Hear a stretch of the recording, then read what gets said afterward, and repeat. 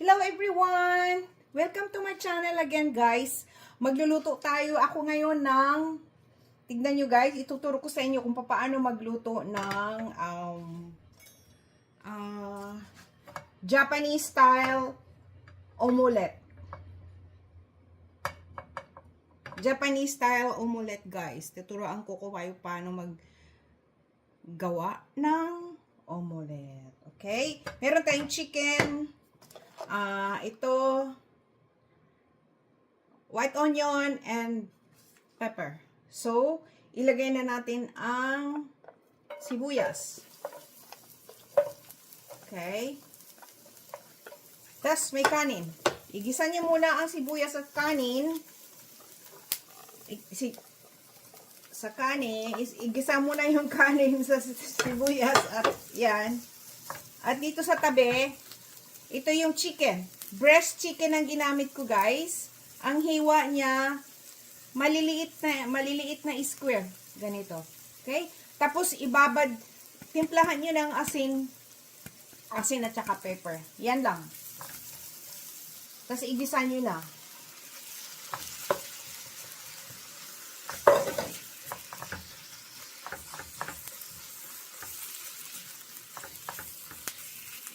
Lagyan nyo ng butter guys ha, para mabango at manamis-namis. There we go. So, lagyan nyo ng asin. Konting asin lang guys ha. At saka lagyan nyo ng paprika. And garlic powder. And lagyan nyo ng mirin, Japanese mirin. Kung wala kayong mirin, wine. Yan. Kasi itong mirin, manamis na to eh. Meron na siyang sugar. So, gisa nyo lang.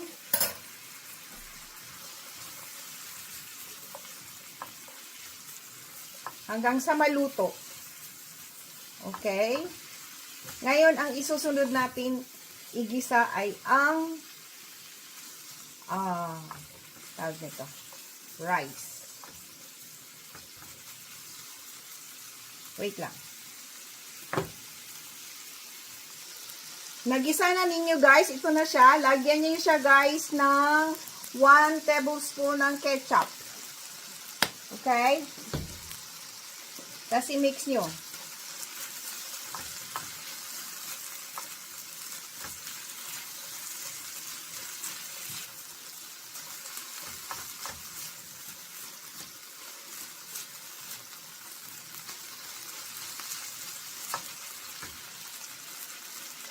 And then, tanggalin nyo guys ha.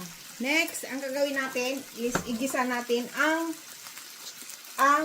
rice sa butter. Yan na siya guys. Igigisa natin ang kanin. Okay. Ito handa na siya.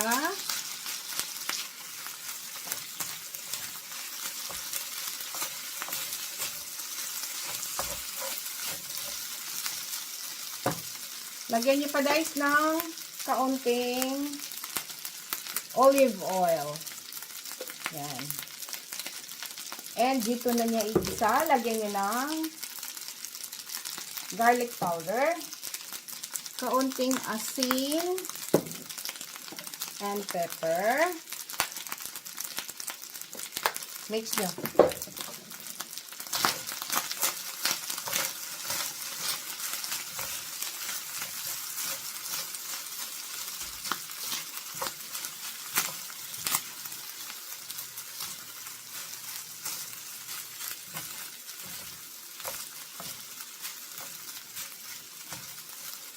Yan.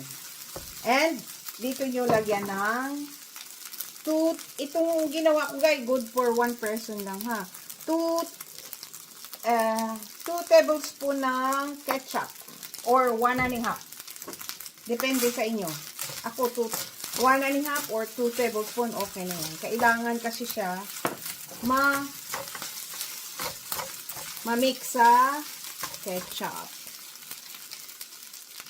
Andito nyo na ilagay ang chicken na ginisa ninyo. Okay? Tapos mix well. Ito na siya guys, oh. Naigisa ko na. Igisa nyo lang. Tikman nyo guys kasi minsan matabang. Lagyan nyo ng asin uli kung matabang. Okay? Tikman ko nga. Matabang pa siya guys. Lagyan natin ng konting asin. Ayan. Mix lang. Tapos tanggalin nyo. Ngayon gagawa tayo ng egg omelette. Ilalagay natin siya sa gitna ng egg.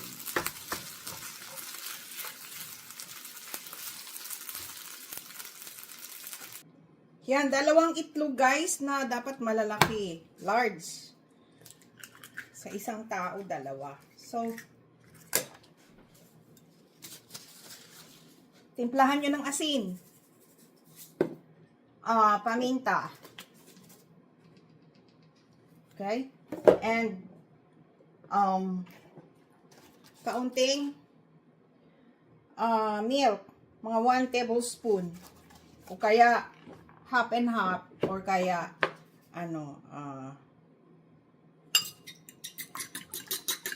cream. Fresh cream. Yan, i-mix nyo lang.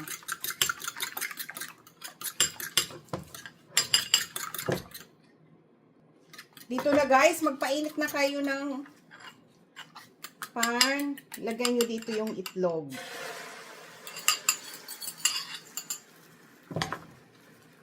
Okay. Ngayon, yung itlog, ipagilid nyo siya. Yan.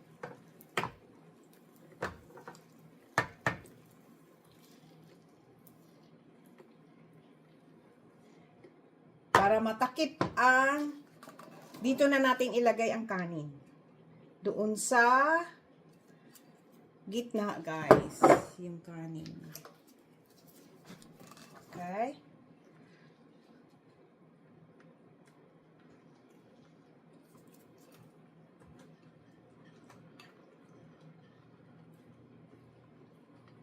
Yan. Mga ganyan lang.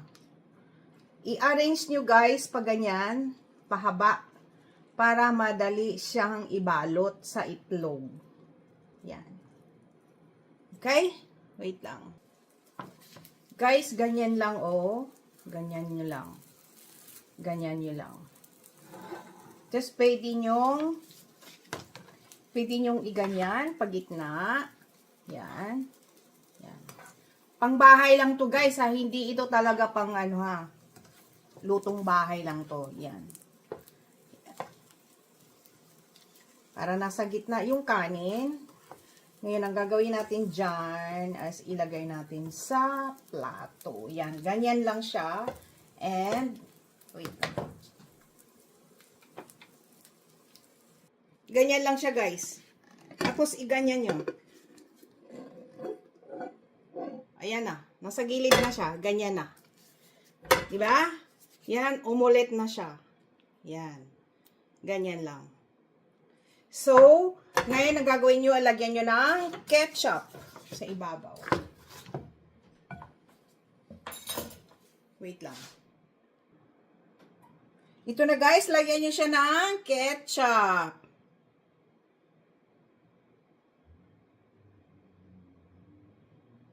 Ay, lumabas yung ketchup ko.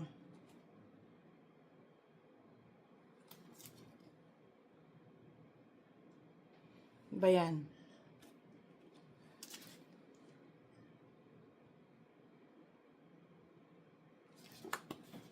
Ayaw niya lumabas.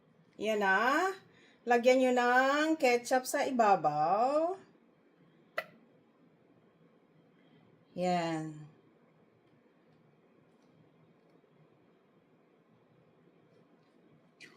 Yan na guys. Hello guys, ito na ang ating Japanese omelette, Japanese omurice. Yan. Chicken omurice. Thank you for watching, guys. Please subscribe, like, and share. And i-click nyo na rin yung notification bell para palagi kayong updated sa aking mga bagong video. Bye! God bless all! Look at that! Diba? Yan. Simple lang siya, guys.